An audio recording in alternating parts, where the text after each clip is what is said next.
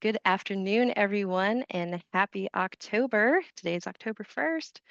Welcome to Your Yard, Your Neighbors, Our Resiliency Mountains to Sea. I'm Anna, and I'll be your moderator for the session on climate resiliency and green infrastructure for stormwater management. Stormwater is a really important issue that's gaining more attention and showing how vital it is to come up with innovative solutions. So today we have a great lineup of speakers for you to share the work they do to design, promote, and install green infrastructure to help build resilient communities and protect our natural resources. So we'll start with short presentations from each speaker to introduce their organizations and highlight some projects they've worked on, and then we'll open it up for a panel discussion. While we do have some prepared questions, I encourage you to use the question and answer feature in Zoom to submit any questions you may have, and we'll try to get to as many as we can during the discussion. And with that, I'd like to introduce our first speaker, Lauren Kolodij with the North Carolina Coastal Federation. Lauren has worked with the Federation since 1992 and currently serves as the board liaison and special projects manager. Her stormwater work includes collaborating with government agencies, local governments, academia, and other partners to advocate for nature-based stormwater strategies. So welcome, Lauren, and the floor is yours. Great, thank you, and thanks everybody. It's an exciting week to be Climate Week for sure, and so we really appreciate. I know all the other two speakers, and I appreciate the opportunity to be here today. And as Anna mentioned, we're going to focus on stormwater, nature-based strategies, things of that sort. But first, I just want to let you know a little bit about our group. So we're the North Carolina Coastal Federation, and we were founded in 1982, so we're a nonprofit 501c3 member-supported organization. And kind of the key areas of our work include clean coastal waters and reduced coastal flooding, which is what I'm going to talk about today. Thriving marshes and living shorelines. We do a lot of oyster work, so we're really focused on building abundant oysters that not only provide food, but support other fisheries and habitat. We do sound coastal management or effective coastal management as a priority for us, like, no offshore oil. And then we recently, after one of the hurricanes, have now a new program that focuses on a coast that's free of marine debris. Let's see, done. But today we're focused on stormwater, and this is just kind of going back a few steps. I'm sure everyone knows this, but just kind of to get us all on the same page to kind of understand what stormwater is. Of course, when it rains, the rain can only go a few places. It can soak into the ground, soaked in by plants, evaporate, or run off the land. And, before the land was altered, only a small percentage ran off the land, especially at the coast, because we're flat here. But then, ditching, development, all types of land use changes and alterations have really contributed to stormwater runoff, and that can, translates into localized flooding and also the pollutant load that is in that stormwater. The intensity and frequency, magnitude of storms, it's increasing. They may be further apart, but they're intense, all kinds of different alterations there. So that's just even a bigger challenge than what we've seen in the past. At the Coastal Federation, you're kind of looking at the image on the right. Again, remember, like land use change, modifies the hydrology. It increases stormwater runoff, right? You modify the hydrology by putting down impervious surfaces or ditching and draining. So you're changing the natural hydrology. It's increasing stormwater runoff and flooding and transporting pollution, as I just mentioned, and then that's causing water quality impairments here at the coast. But our solutions that we focus on are looking for ways to mimic the natural hydrology. So at the Coastal Federation, our strategy is really to slow down the flow of stormwater runoff and hopefully direct it to soak into the ground when possible. And our goal is to reduce the volume of runoff reaching surface waters, which then actually, if you reduce the amount of the volume of runoff getting to surface waters, you're reducing the pollutant load that's going into those waters as well, and you're reducing flooding. As far as nature-based strategies, kind of in our book, they can be applied anywhere. So at the image up here with urban retrofits, that's on a lot scale or a house neighborhood scale. where you can do things like the rain gardens and directing downspouts into vegetation or rain gardens and permeable pavement. So that you can go in and actually fix those existing problems in a typical neighborhood, or for new development like we see over here that can be incorporated into the design. We've even done some work with, DOT, and incorporated, the linear transportation system is huge in North Carolina, and utilizing those green spaces, or even kind of the medians for some of these nature-based strategies. Again, the focus of trying to reduce the volume of runoff by soaking it into the ground, and then working with large scale or working lands level, like large scale restoration projects on working lands or in rural areas. So we work with partners, that's for sure. Coastal Federation never does anything alone, so we're always engaging federal, state, local partners, different organizations, institutions, you name it. And together we secure funding sources to actually do these projects, whether it be like a lot level, like this rain garden here on the left, or large scale, massive hydrologic restoration, like at North River Farms. We're reducing, millions of gallons of stormwater runoff, and we've restored about 12,000 acres of wetlands. Our North River Wetlands Preserve Project is one of the largest east of Mississippi, so we're really proud of that one, and that holds in lots of water, took in old ag fields and ditches and totally redesigned it so that it was more of a natural state. So we're trying to mimic the natural hydrology when we do that. So we were asked today to really talk kind of more of a big project, and then maybe more of a localized project. Whoops, hold on. Okay, so the one I'm going to focus on is actually one I worked with Anna on, and with UNC Wilmington. So UNC Wilmington is the largest landowner in the Bradley-Hewletts Creek watershed, and we have a watershed restoration plan that was approved over 10 years ago in the Wilmington, New Hanover County area. Anna's position with Heal Our Waterways was actually formed by one of the policies in that plan, and thankfully so, the city has remained committed to that effort of restoring Bradley Creek. But working together, so UNC Wilmington, City of Wilmington, and the Coastal Federation, we've applied multiple techniques on the UNCW campus, including multiple rain gardens, permeable paving, taking parking lots, entire parking lots, and ripping up some stalls and putting in permeable pavement, native plantings, etc. And collectively, we're not finished yet, but collectively, the different techniques at UNCW now soak in 663,000 gallons of rain each time we have a storm on campus, and that's resulting in millions of gallons of runoff that's prevented from entering Bradley Creek each year. The site's also a really cool living classroom and a place that we can showcase these stormwater strategies to the community and different folks. So that's kind of our large scale project I wanted to touch base on. And then just a small scale, something we did, I put this together about, I don't know, maybe 5 or 6 years ago, maybe more, but it's a Smart Yards guide. So each page focuses on simple things that people can do in their own yard. So whether it's, up here, the fellows are disconnecting their downspout, building permeable paver or walkway, native landscaping, even rain barrels, rainwater harvesting, and of course, rain gardens. The thing about this guide is that we got local governments to actually put their logos in it and try to adopt it, so that people aren't just duplicating efforts, but we've got many local governments and many partners that are listed in the back page of this guide. So we're trying to get people to have ownership of this document and utilize it. So anyway, I just wanted to share mainly those 2 examples. I know we've got 2 other speakers, and then we're going to take questions, but just to introduce our organization and what we do, I wanted to share those few things. Thank you. Awesome. Thank you so much, Lauren, and thanks for the shout out and for the great introduction to stormwater and the cool projects that you've got going on. So next up, we have Renee Fortner.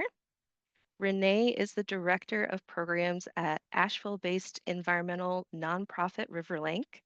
Through her role at Riverlink, she works to raise awareness about the importance of protecting our water resources and leads projects that mitigate the impacts of climate change on our waterways and communities. So, thank you so much for joining us, Renee, and whenever you're ready. Thank you, Anna. Yeah, it's great to be here today. A little bit about Riverlink and who we are. We're based in Asheville, and our mission is to promote both the environmental and the economic vitality of the French Broad River watershed.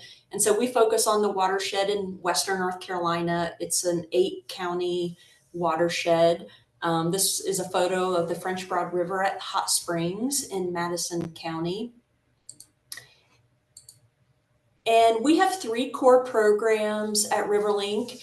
Watershed Resources is focused on protecting and improving water quality and addressing flooding issues in the watershed. So we do stream restoration projects, green stormwater infrastructure, which I'm going to talk about today.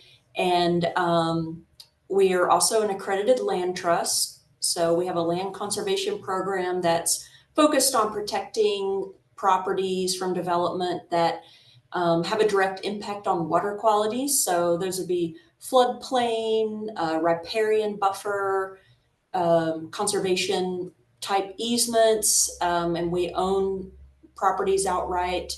Riverlink builds parks and greenways along the French Broad, and then we also have an environmental education program that provides free lessons to students K through 12 throughout the watershed.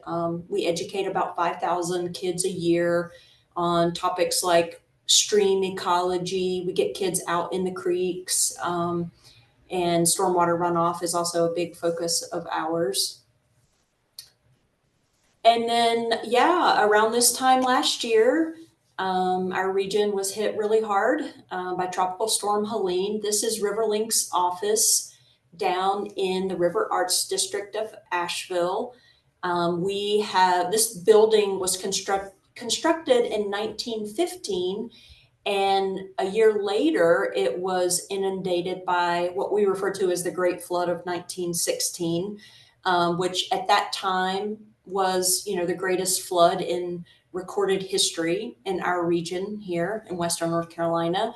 And then Helene hit, and now it's the greatest flood in recorded history. So our building had about 4 feet of water inside it during Helene, and it was about 18 inches higher than the 1916 flood. We have both high water marks painted and marked on the outside of our building. We were displaced for 8 months from our office, but fortunately our building owner had flood insurance and so was able to do restoration work. And now we're back in the office, and we're really grateful for that. But flooding is at the forefront of our minds here in Western North Carolina, like it is in a lot of places in North Carolina, and how climate change is contributing to more frequent and more intense flooding events. But most flooding in our area, for the most part, it's not Helene scale, 1,000-year flood events, but there are these smaller, I guess what some would refer to as nuisance flooding events in our urban areas. And this is an Asheville Citizen-Times article from last July about a flood event that happened at an Asheville brewery near our office. And the building owner described this as a brief but intense summer storm that resulted in the stormwater infrastructure being overwhelmed, and this small stream flash flooding and negatively impacting the Rad Brewer. And so a lot of Riverlink's work when it comes to flooding is how can we build more resiliently in ways that can help prevent these nuisance flooding events. And so kind of reiterating what you just heard about, the impacts of stormwater runoff, a lot of our work focuses on how to mitigate those impacts, both the volume of runoff, but also the quality of the water. And, as Laura mentioned, the goal is to keep that water on site as close to the source as possible and give it an opportunity to soak into the ground, reducing the volume of the runoff. It also helps the traditional infrastructure, the storm sewer system, reduce the volume of water that's reaching that system and preventing, overflow events and nuisance flooding. And so this is just a schematic showing, our traditional gray infrastructure where the goal is to direct water offsite as quickly as possible, and that water ends up in our local waterways where it delivers pollutants, but it's also a large volume of water that contributes to flash flooding and nuisance flooding. And so our work promotes those nature-based solutions that Laura mentioned, also referred to as green stormwater infrastructure. And so this schematic shows that same neighborhood with rain gardens constructed in the public right-of-way between the street and the sidewalks. Now the downspouts from those rooftops are being directed into the rain gardens, which are filled with native plants and shade trees. And it's given that water a chance to soak into the ground. Those plants are helping take up some of that water and utilize it for their growth. There's microbes in the soil that are helping filter out those pollutants, and we're reducing the volume of runoff that's entering our storm sewer system, taking pressure off that gray infrastructure and keeping that runoff out of our waterways. Additional benefits to this green stormwater infrastructure, the shade trees will have a cooling effect for our urban areas, building climate, resiliency against increasing temperatures, as well as help cooling the water that flows across parking lots and streets and keeping that warm water out of our waterways where it can negatively impact aquatic life. And so now I'm just going to highlight some projects that RiverLink has done over the last couple of years to promote climate resilience by utilizing green stormwater infrastructure. And this is our Southside Green Infrastructure Project. The Southside community is a historic Black community here in Asheville. And on this project, we partnered with the Housing Authority of Asheville to address stormwater runoff in this public housing community. It was negatively impacting the community. So on the left, you can see the building. So this community was constructed in the 70s. So there was no stormwater management other than to collect all of the runoff from the rooftops and parking lots and send it into this concrete ditch that then traveled down slope. And it was undersized for the amount of water that was entering it. And at the bottom of the slope, we had the situation that you see in the right photo where the runoff would overwhelm this kind of a natural wetland area that was on site. And it was constantly flowing across the parking lot where it was promoting this algae growth that you can see here. It was slippery to walk on. It would freeze over in the winter. And this is a parking lot for residents that live in this public housing community. And then ultimately, all of this runoff is draining to a stream that the neighborhood refers to as Nasty Branch. It's listed as impaired for not meeting water quality standards. So we collaborated with the Housing Authority. We got grant funding to replace the concrete ditch that was conveying the stormwater through the middle of the community with this beautiful feature. The technical term is a regenerative stormwater conveyance, but it looks like a natural stream bed. It's a series of step pools that collect the runoff from the rooftops of these buildings and the parking lots, and it slows it down and it gives it an opportunity to soak into the ground. And so now what was an eyesore is an amenity for the community. And this has resolved the flooding issue that was occurring on the parking lot at the bottom of this slope. So this is a more of a large-scale green infrastructure project, collecting and treating runoff from a very large area of hard surfaces. This is some of the rain gardens that help collect runoff and treat runoff here at this site. But if we bring it down to a smaller scale, you know, as Laura mentioned, you can implement these practices at your home or at your business. And so we also do residential rain garden projects. And this is one of those projects where we were able to direct the runoff from the rooftop of this home into a series of rain gardens that were interconnected. And now what was just, you know, a green, pretty boring lawn has now been transformed into this beautiful pollinator habitat rain garden. And the rooftop runoff that was being directed into the storm sewer system now is filtered through this beautiful rain garden. Uncontour swales is another option. So in the mountains here in Western North Carolina, we have steep topography. Rain gardens aren't always appropriate, depending on your situation. They're not appropriate for steeper slopes, but uncontour swales, linear rain gardens essentially can be a good option for folks that have slopes greater than 10 or 15%. And yeah, you should check out Riverlink's website. We have a guide to residential stormwater management, and this is really specific to Western North Carolina. So it talks about how to manage stormwater on steeper slopes. We also have plant lists for native plants that do well in rain gardens and other stormwater features in Western North Carolina. We also offer workshops from time to time, so you can see the WaterRich guide and get more information at riverlink.org WaterRich. And with that, I will hand it back over to Anna.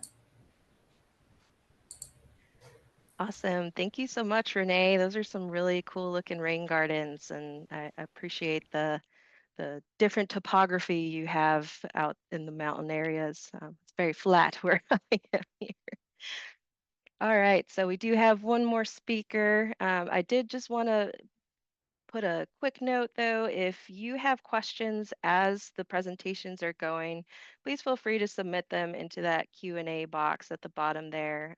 We'll see them as they come in, and we can definitely come back to them when we have some time at the end of this presentation. But without further ado, I want to introduce David Lee with Conserving Carolina. David Lee is the Natural Resources Director with Conserving Carolina, where he works to protect and conserve natural resources and land in Western North Carolina and upstate South Carolina. Welcome, David, and thank you so much for joining us. Thank you all for having me. I appreciate the opportunity to participate in such important discussions here for Climate Week. And thanks for that introduction. Before I get into what Conserving Carolina does with regard to resiliency, I just want to talk a little bit about Conserving Carolina. So we are a regional land trust based in the western part of the state. We're actually just primarily south of Renee, in about 3 counties: Henderson, Transylvania, and Polk. But we also work in all the surrounding counties, including the upstate of South Carolina.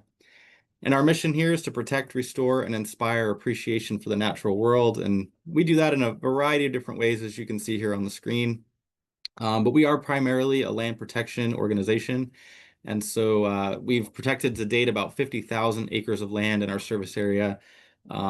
Some sites that you may all be familiar with include Chimney Rock State Park and DuPont State Recreational Forest.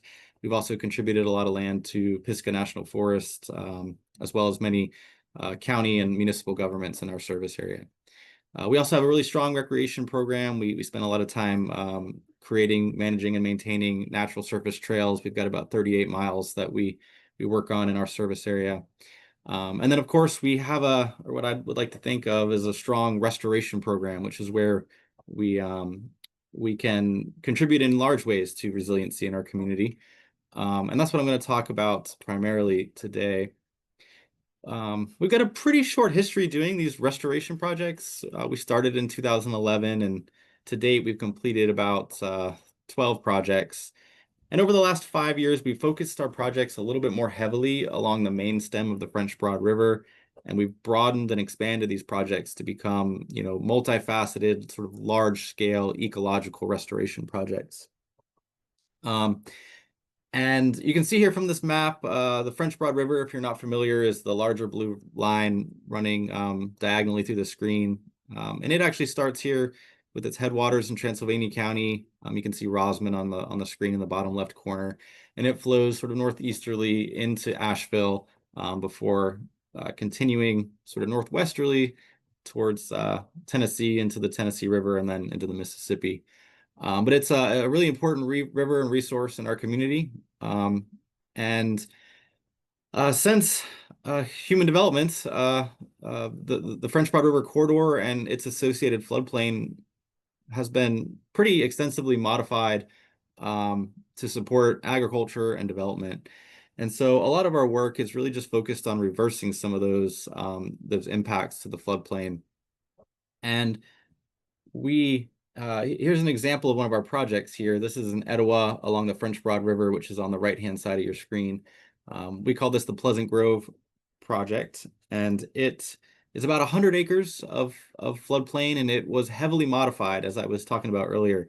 It was formerly a dairy farm, and then it was purchased in the early 2000s and partially developed to become a golf course and a residential sort of development.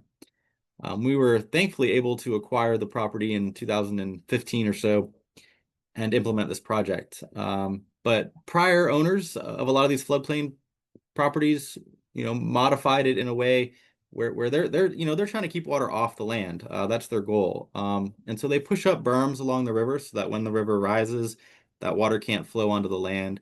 They also create drainage ditches to facilitate draining water off of the land.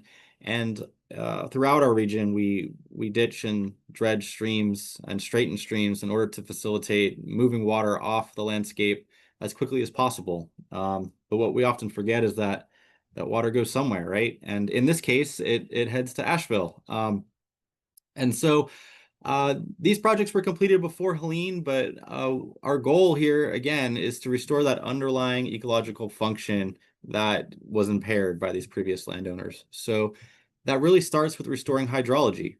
And so when we do these projects, one of the first things we do is break those berms that I was talking about so that when the French Broad River rises during a rain event, that water has a place to go. It can spill onto this land, slow down and spread out, and not be funneled quickly downstream. We also restore streams by raising that bed up and remeandering them so that that water can also slow down and reconnect with its floodplain. We create a lot of wetlands, which we all know are so important for many climate reasons, but also, I'm focusing mainly on flooding here, but also for retaining that flood water and slowing it down and allowing it to percolate naturally into groundwater. This is another project here just south of the Asheville Airport along the French Broad River, and I just wanted to show this photo here. This is a pretty large scale, dense community. And prior to our project, all the stormwater from the first phase of this development was just turned into one of these ditches and entered the French Broad River. And so part of this project had a stormwater component where we were able to turn that stormwater onto our property into this braided wetland so that it has that opportunity to slow down and spread out, drop pollutants and other sediments before it enters the French Broad River. It's a really important component. And as Renee said, about a year ago, we had Hurricane Helene come through and severely impact the western part of the state, well, other parts of the state as well. This is close to downtown Hendersonville, not far from our office. We'll say we fared certainly better than Riverlink in that our office was spared. But this is what a lot of our lower lying floodplain areas looked like throughout Western North Carolina. And it really highlighted how much sort of development occurs in these lower lying floodplain areas. And it highlights how important these are for flood storage. And so I just wanted to show the hydrograph here. Again, unprecedented amounts of water, over 30 feet flowing here in the French Broad River at over 30,000 cubic feet per second. So we had so much water. And this really worried us initially because we spent a lot of time and effort developing these floodplain restoration projects, and we weren't sure how they were going to fare. But thankfully, they fared really well, and that's just a testament to, these nature-based solutions. If you restore sort of these natural processes, they're going to perform like they should in these large rain events and provide these resiliency benefits that we all need. So this was that Pleasant Grove floodplain project that you saw before and after Helene. We saw essentially no impact. We saw a little bit of erosion and deposition of sediment. So in fact, we're just seeing that these places are functioning correctly. Water's able to slow down, spread out, and drop sediment. During peak flows, we estimated that this site had about 17 feet of water on it and stored about 270 million gallons of water during Helene. Which is really important for all of our downstream folks. Another one, this project was actually completed 2 weeks before Helene came through, and similar, we saw no effects. I think we saw one tree fall down and a lot of sand deposited on the site. This site stored over 480 million gallons of water during the storm. So yeah, look forward to discussing more about these projects in the Q&A. Thank you. Awesome. Thank you so much, David. And that is just so impressive that you had, one tree fall down. Like you said, that really is such a testament to how important these types of projects are. So yes, that was the last presentation. So I'd like to open up the last 20 minutes or so that we have for questions and discussion. And while we already got great examples from all of you already about the work you do and your specific focus areas, I'd like to kick us off with just a general question for everyone.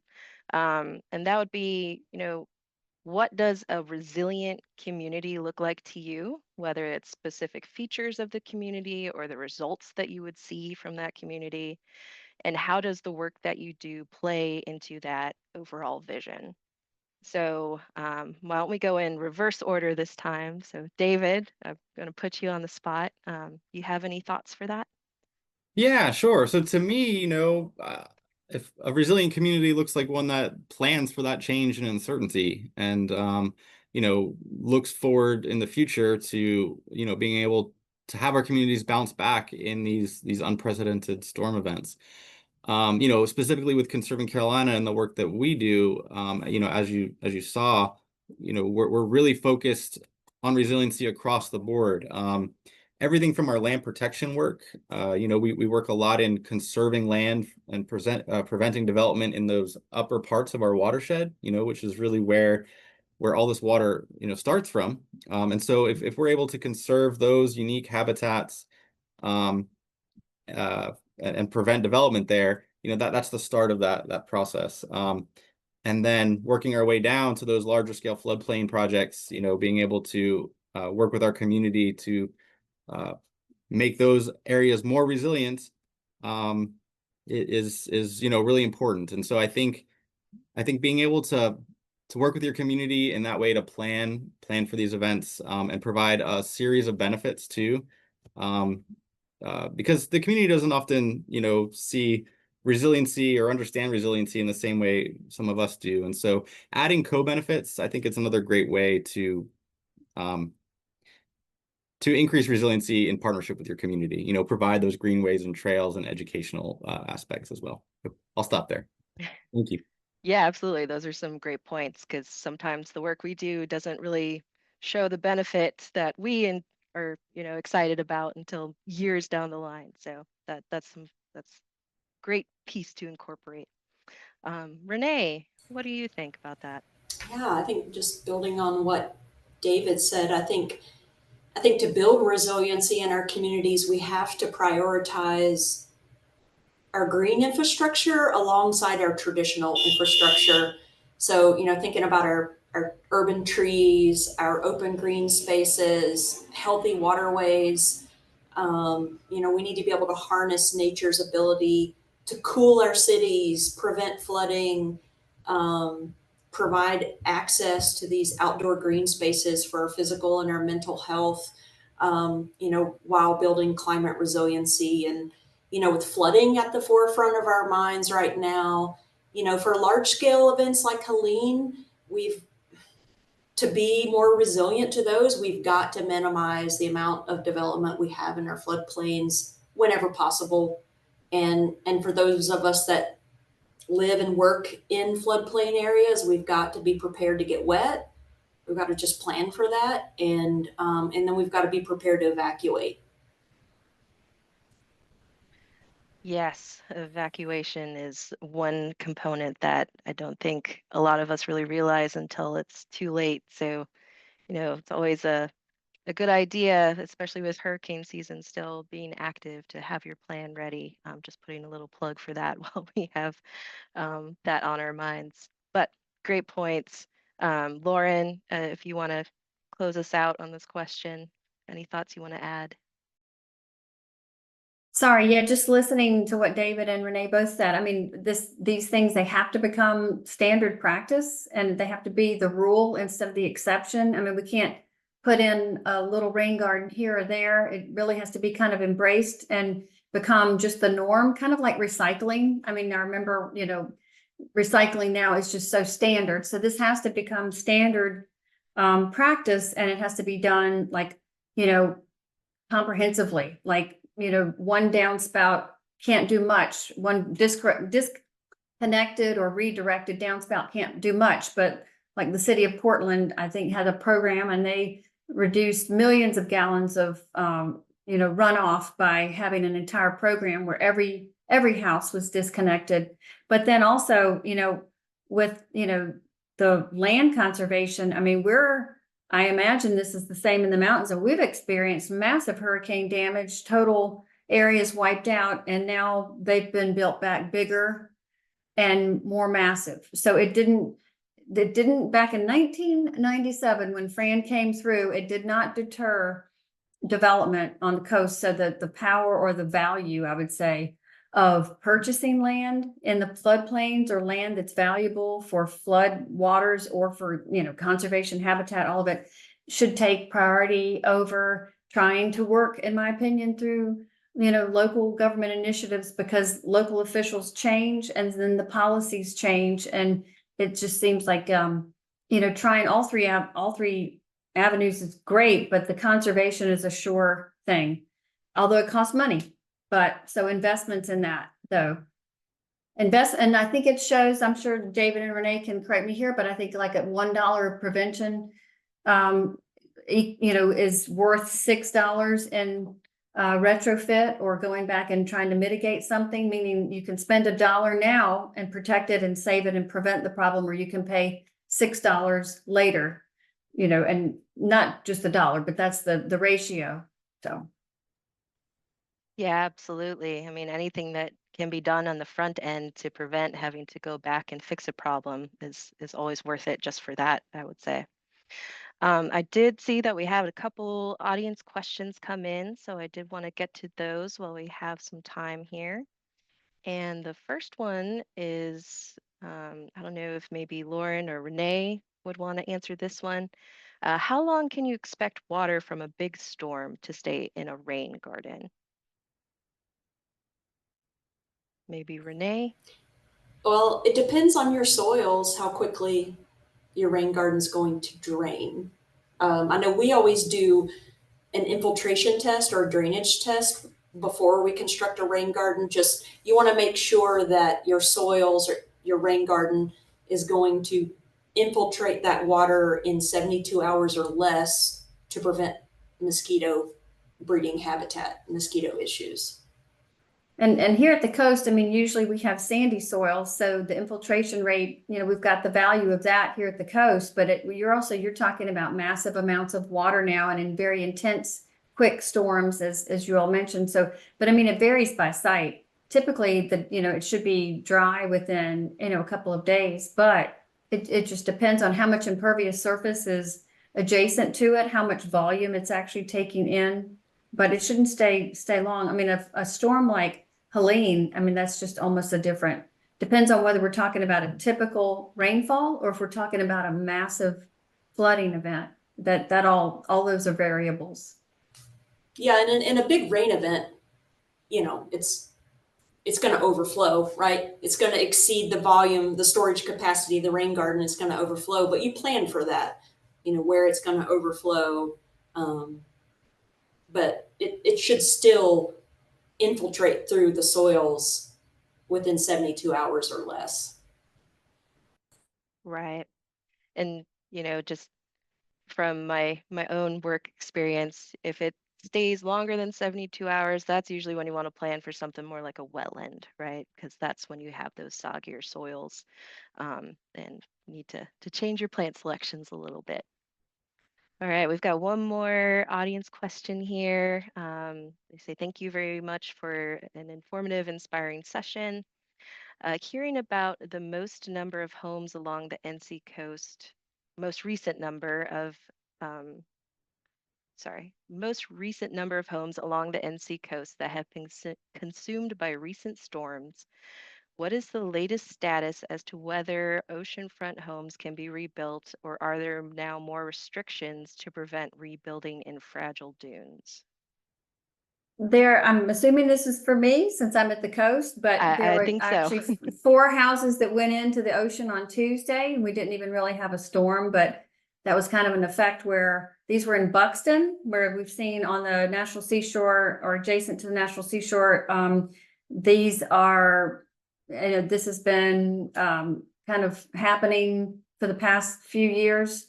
Are the development restrictions or are their development rules more strict now?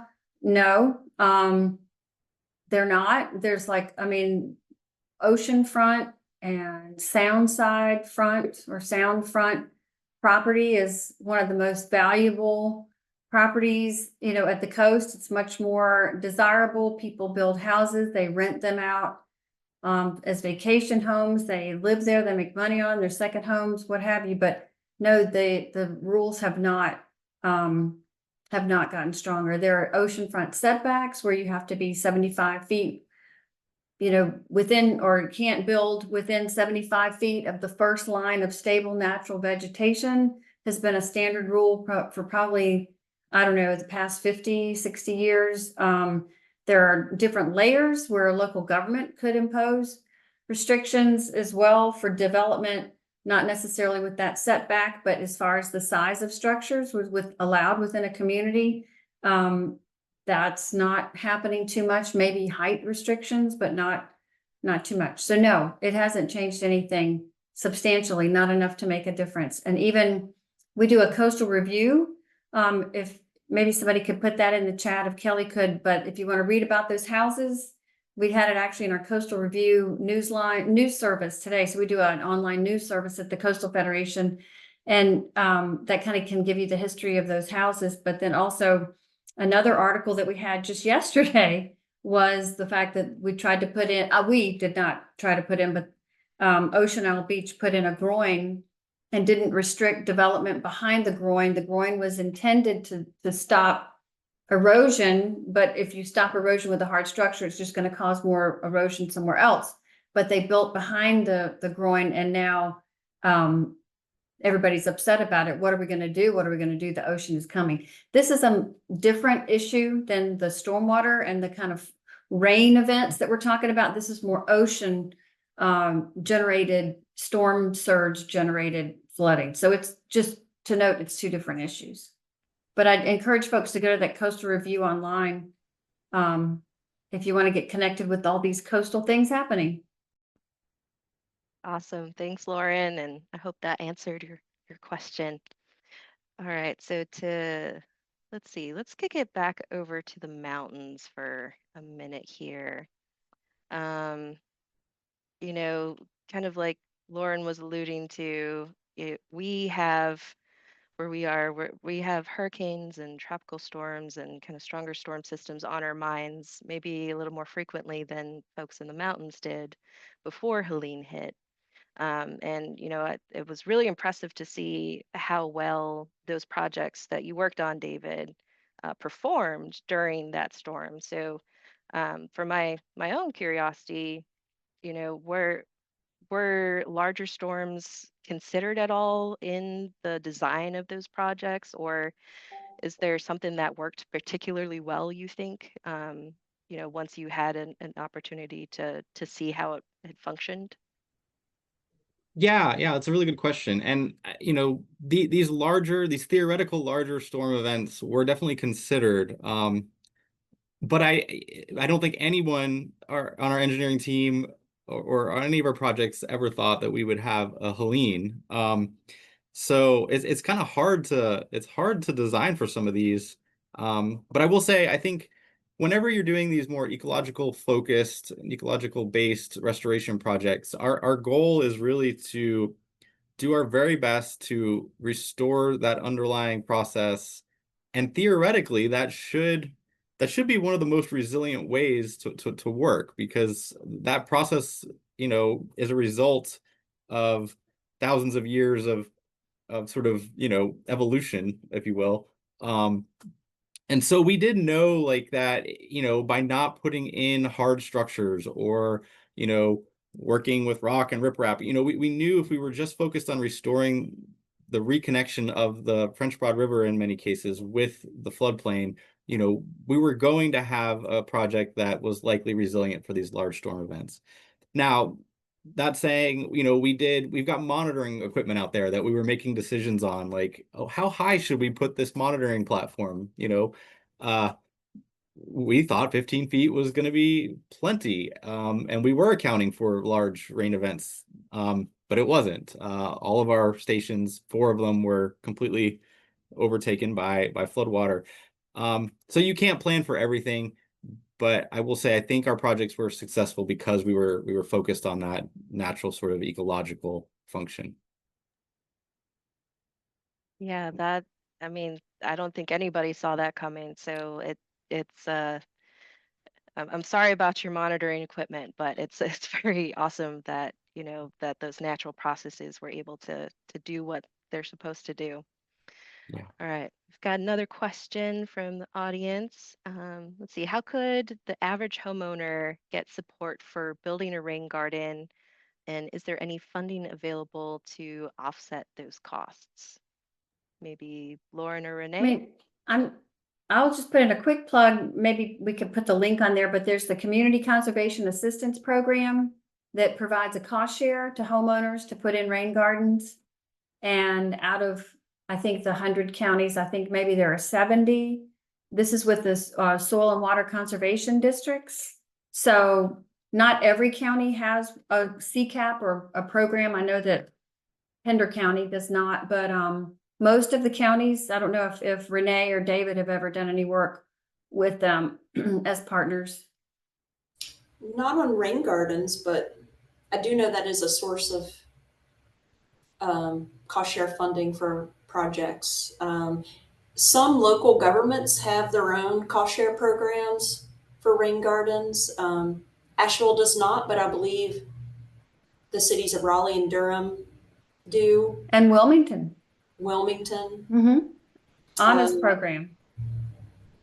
Yeah, Riverlink, we get grant funding from time to time. It's not consistent, but we have been able to cover the cost of rain gardens for folks.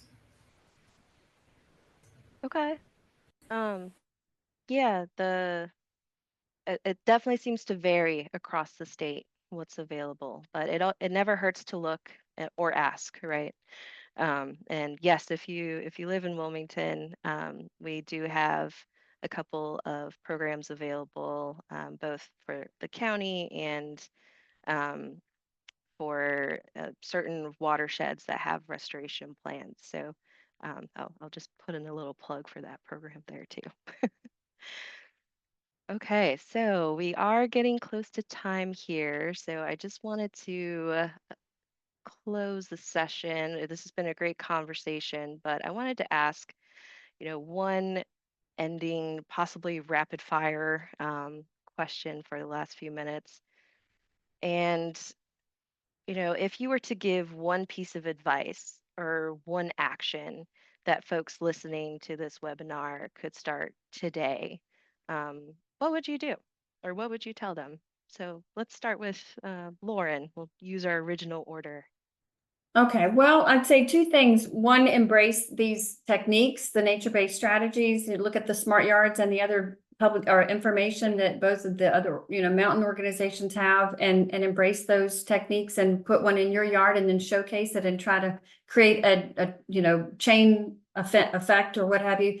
But then the other thing, I mean, if you live in the mountains, we all depend on members and people to be kind of the driving force behind our organization. So if you're in the mountains, get connected and become a member with RiverLink and Conserving Carolinas. And if you're at the coast, join the Coastal Federation and become a member of these organizations. That I will say, organizations like ours are absolutely 100% dedicated to these types of techniques. And it's not like a one-off for us, it's what we do. And so become a part of our work. Awesome. How about you, Renee? Yeah, I would say advocate for nature-based solutions. Advocate for these practices to your local government. Keep an eye out if your local government is building a new recreation center and there's not green infrastructure incorporated, speak up, advocate for it, letters to the editor, go to city council meetings, so that these practices can become more the norm than, the exception. Yeah. Absolutely. Our voices are one of our best tool. All right, David, you want to close us out? Yeah, I don't have a whole lot to add to that. I think both of those are so important. I think seek your local community members, your local organizations, your local land trusts and advocacy organizations, and work with your community to improve it. And together we can all make a really big impact. So reach out and learn as much as you can and implement these great practices. Awesome. Well, thank you all for the inspiring work that you're doing and for joining us today. And I think all of your contact information has been added to the chat. So if anyone is interested in reaching out to David, Lauren, or Renee with specific questions, please check the chat. And yeah, thank you again for your time. Thanks so much. Thank you.